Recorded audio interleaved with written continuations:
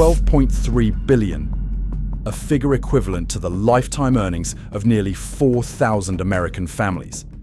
However, that is precisely the enormous debt that is weighing down Caesars in Las Vegas. Once hailed as the arena of the American dream, this iconic venue has now become a stark testament to the brutal cost of greed. Vegas is no stranger to pushing everything to the extreme, from lavish performances and casinos that never sleep, to massive debts with the belief that the neon lights will forever draw in the crowds. But the truth is the opposite. Tourists are dwindling, spending is down, and the seemingly immortal cycle of the City of Victory is beginning to show cracks. Caesar was just the first domino in the game. And after a legend has been shaken, who will be the next victim? MGM with its $100 million investments in luxury experiences? Wynn, once considered the gold standard of luxury? Or perhaps it's the newer names, who haven't even had a chance to rise before they're already faltering? In today's video, we'll follow the domino effect shaking up the Strip, from Caesars to other luxurious empires. What would happen if all the symbols here were to fall one by one? Let's explore right now. Is Caesars entertainment collapsing? Sounds like cheap clickbait. However, as the empty summer of 2025 approached, reality proved the opposite. The company behind a series of legendary resorts on the Strip was indeed facing its most difficult period in years. In the second quarter of 2025, Caesars' revenue in Las Vegas decreased by approximately 3.7% compared to the same period last year. It doesn't sound like much, but for a legendary corporation, that number means tens of millions of dollars have vanished. Room sales also decreased, with occupancy rates dropping by about 2 percentage points, equivalent to 27,000 room nights being left vacant in just 3 months. An even stronger blow came on September 22, 2025, when Caesars Entertainment was officially removed from the S&P 500 index. This was originally the VIP list of the 500 largest publicly traded companies in the United States, a stamp of approval for prestige and standing. Being removed from this honor roll means that Caesars has become smaller, less stable, and less able to maintain sustainable profits. This also has an immediate consequence. A series of passive investment funds holding S&P 500 stocks were forced to sell when Caesars was removed. This selling pressure further caused the stock price to plummet. As of today, Caesars stock has fallen by approximately 30% this year alone, and by over 50% if calculated over the past 2 years. More concerningly, Caesars is still struggling under a debt of approximately $12.3 billion. They tried to make ends meet by selling off some major assets, from the World Series of Poker to the Link Promenade. But that was just a temporary solution. It couldn't address the deep-rooted problems that were ingrained in their business model. Some might argue that Caesars' difficulties are due to the general decline in Vegas tourism. That's not wrong. But the truth is, the Caesars were also partly to blame in this very story. Let's face it, the resort fee at Caesars has now skyrocketed to $50 per night before taxes. Just a few years ago, this figure was still below $30. Adding to already inflated room rates, the final cost could reach $400 per night on weekends, turning the visitor experience into a burden. What's noteworthy is that this additional surcharge simply digs deep into existing terms, without any new services or real added value. This is no different from adding leverage to push customers away from here. Only when the number of guests dropped significantly did Caesars scramble to make adjustments. They are launching room and dining discounts for advanced bookings or long-term stays. They are even participating in a city-wide promotional event called the Fabulous 5-Day Sale, promising limited-time offers for resorts, entertainment, and attractions. Notably, after being almost forgotten for 4 years, Caesars is also starting to reconnect with the local population, offering special deals on dining and hotels. It seems they finally realized that even the residents of Las Vegas, the guests who were once overlooked, could be the lifeline for a faltering empire. But will these piecemeal measures be enough to turn things around when bookings continue to decline daily? Even Caesars admits that the third quarter will be weak, although they are optimistic about the end of 2025 into 2026, when major conference and event schedules could bring in a new wave of guests. That's a bright but uncertain perspective. This is because what they are doing is only for short-term coping, rather than addressing the root cause, prioritizing the long-term experience of tourists. Sometimes the solution doesn't lie in flashy promotional packages, but in returning to the values that once made Vegas so appealing: free parking, generous buffets, reasonable room rates without extra fees, or low-stakes betting tables. So, if an icon once considered the unshakable fortress of Las Vegas can also fall, how many other pillars of this city are truly safe? And as tourist trust is eroded bit by bit, is Las Vegas losing money, or is it losing the very soul that has sustained it for decades? Of course, Caesars is just the first domino in a chain that will soon drag all of Vegas into a downward spiral.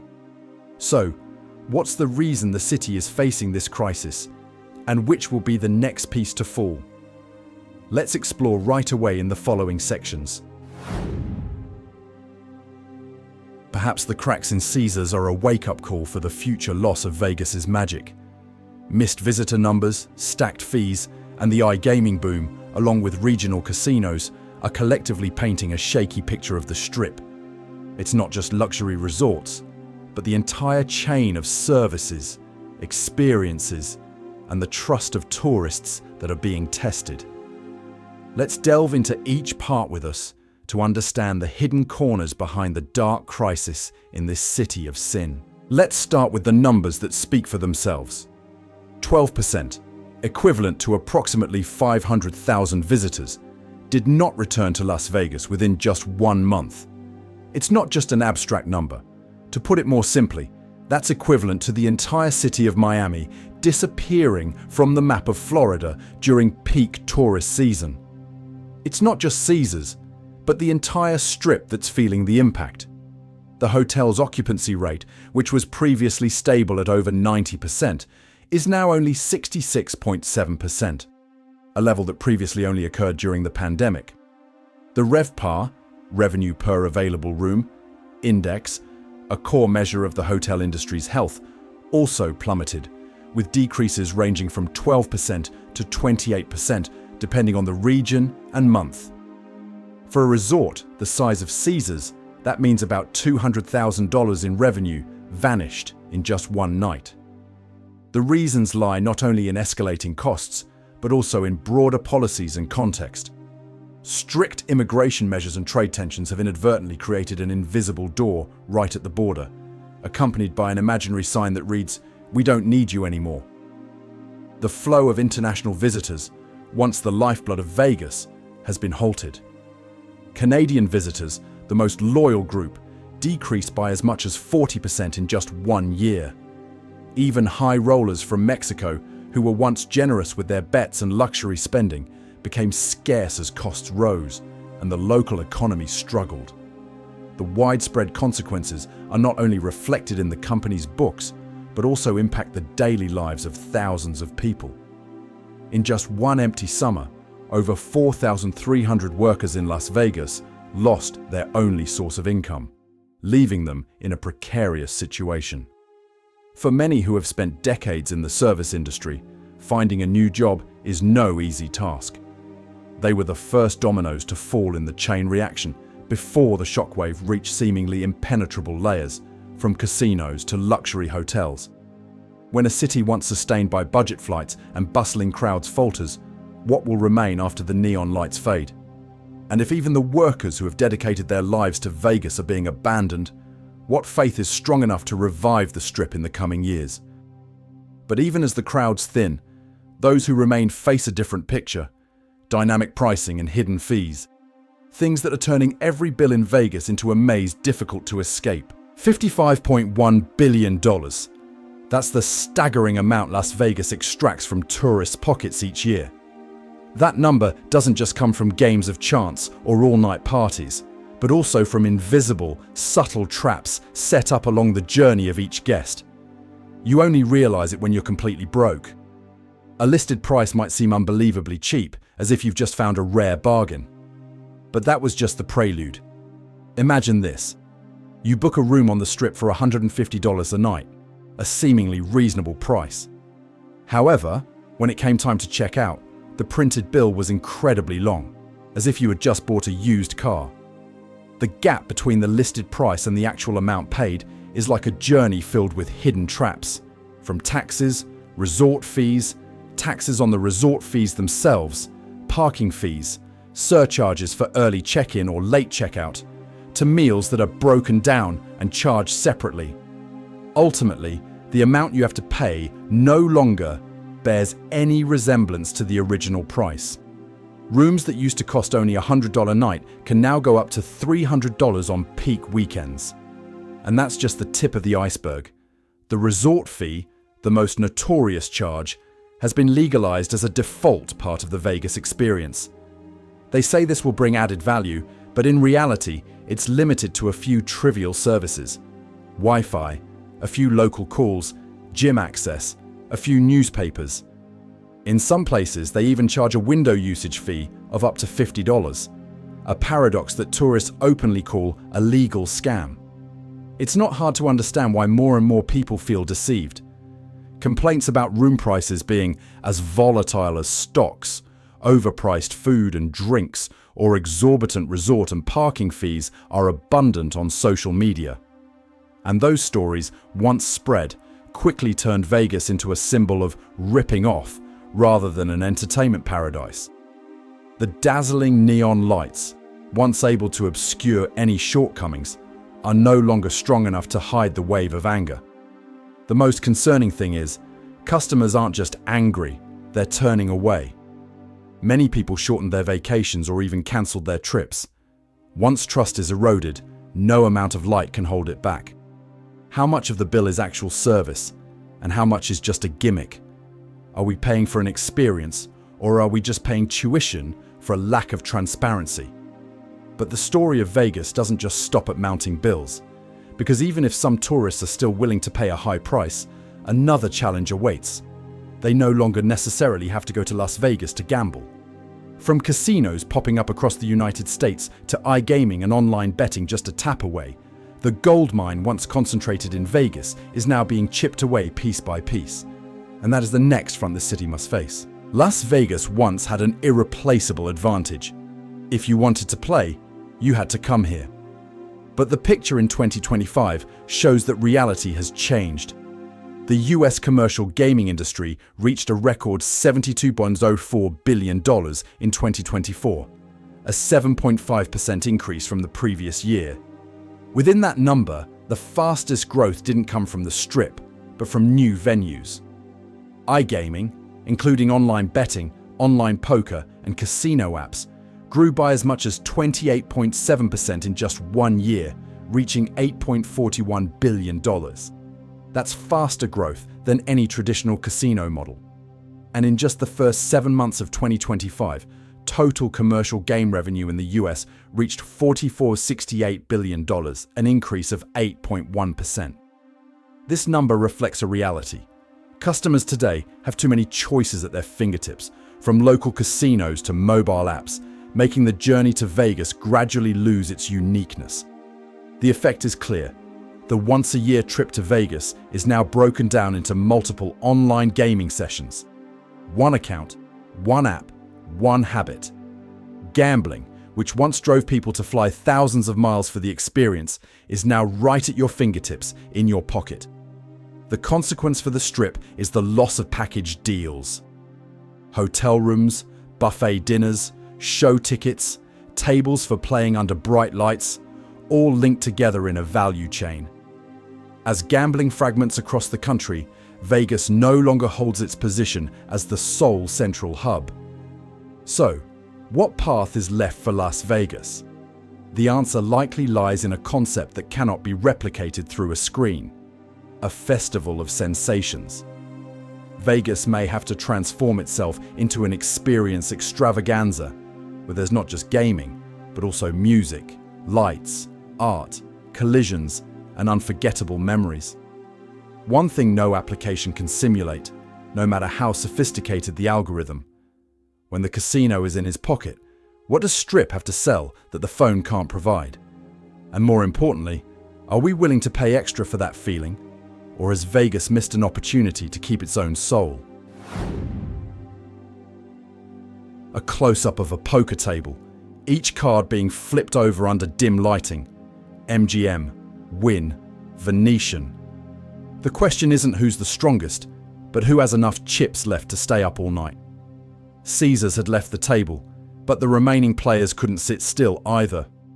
Because one thing is certain. Caesars' index exclusion signal was not a one-off accident. It's a face-up card, signaling that the entire table is shaking. The next domino hasn't fallen yet, but everything is teetering on the fragile thread of belief. In the second quarter of 2025, MGM announced record results, partly thanks to its strong digital and sports betting arms, areas that are helping them balance the travel cycle. Financially, MGM still has a cushion, approximately $3.4 billion in long-term debt in the US and an additional $2.8 billion at MGM China, a manageable amount compared to the overall size of the group. But Vegas isn't Macau, and it can't survive forever on super events like F1 or the Super Bowl. The midweek gap remains a difficult crack to mend, with RevPAR pulling down and demand from leisure guests weakening. MGM could survive by shifting its focus to experience packages tailored for specific customer groups.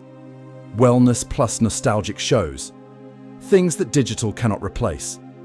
The scenario for MGM isn't a domino effect, but rather a sideways movement, compensating for the shortfall in Vegas with digital strengths. If MGM can rely on diversification, Wynn is too dependent on the international premium customer segment. In the second quarter of 2025, Wynn's results fell short of expectations, largely due to cautious spending by VIP customers in Macau. At the same time, activity in the US, from Vegas to Boston, was also not as hot as before. The risk lies in the structure. Wynn chose to live on absolute luxury, but when this global customer group contracted, that strategy became its Achilles heel. Nevertheless, Wynn still has a chance. Exquisite service, hard to imitate quality, and the expansion project into the UAE bring geographical diversity. Wynn may be shaky, but it hasn't collapsed. What they need right now isn't just luxury, but a value that goes far beyond it. Privacy, meaning, and resilience, something no other casino can replicate. In the value segment, the storm is even more intense. Circus, owned by Phil Ruffin, has been rumored to be for sale since early 2025, a sign that the costs of upgrading and maintaining it are too burdensome. Flamingo and Horseshoe, still under Caesars' umbrella, are once again caught in the vortex of $45 to $60 resort fees, making price-sensitive customers feel that value is just a cover for high prices. When value becomes cheap but with many fees, loyalty is immediately severed. If they don't find ways to become more transparent, for example, through all-inclusive packages or by leveraging nostalgic music and shows for the 55-plus age group, these names could be the next dominoes to fall. If each corporation is only concerned with keeping its own seat, who will step up to save the entire shaking playing table? And with tourist confidence shaken, how many dominoes can still stand before the entire strip collapses in a chain reaction? The midweek decline created an irresistible chain reaction. When tourism slows down, seasonal jobs also decline. Work shifts are cut short, and income from tips becomes uncertain. For workers who rely entirely on tips from each shift, losing a few dozen dollars each night could mean a meal missing for their families. Small businesses, which are the lifeblood of the community, have also been drawn into this vortex. Family restaurants and small sideshows that once thrived on foot traffic are now struggling and barely surviving. Each guest missing from the strip is not just a lost show ticket or meal, but also a source of income, leaving communities that are already fragile. Older residents who chose Las Vegas as their retirement destination in the 1980s and 1990s, also feel like strangers in their own city.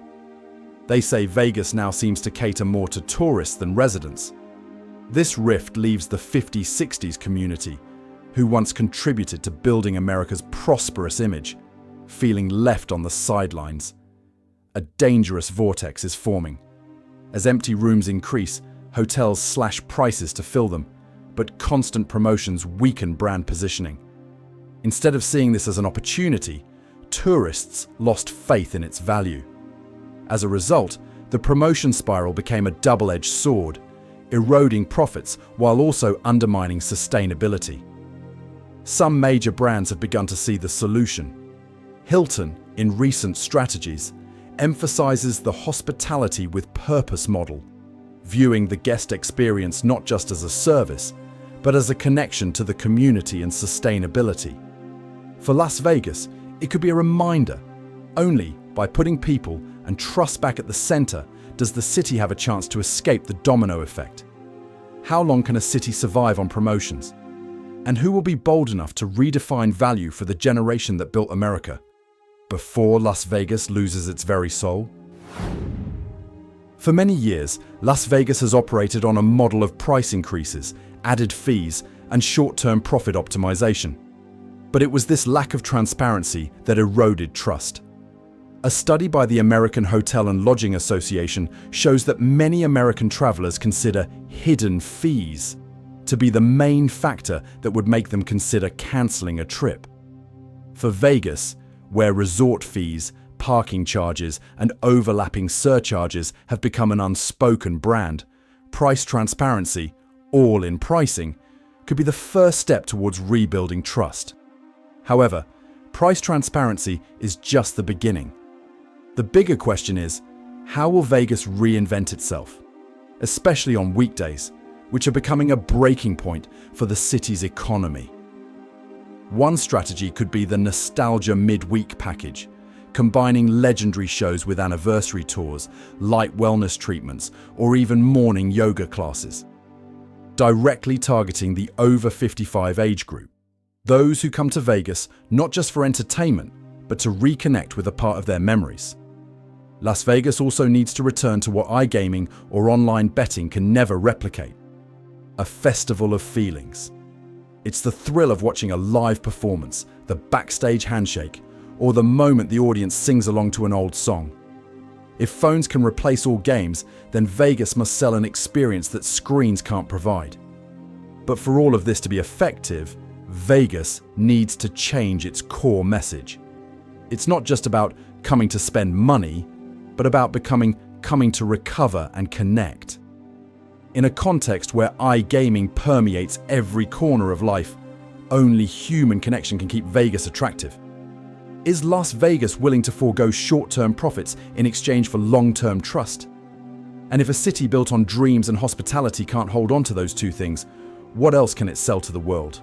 Las Vegas was once built on the belief that anyone who sets foot here can find a piece of their dream. However, with each domino that falls, from the Caesars to the subsequent icons, the city is facing the risk of losing the very soul that made it. Beneath the still bright neon lights, one sees more unease than brilliance.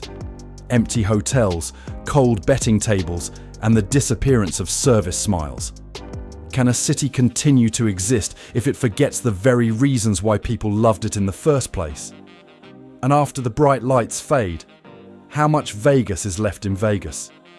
If you have any memories, experiences, or feelings about Vegas, please share them in the comments so we can look back together.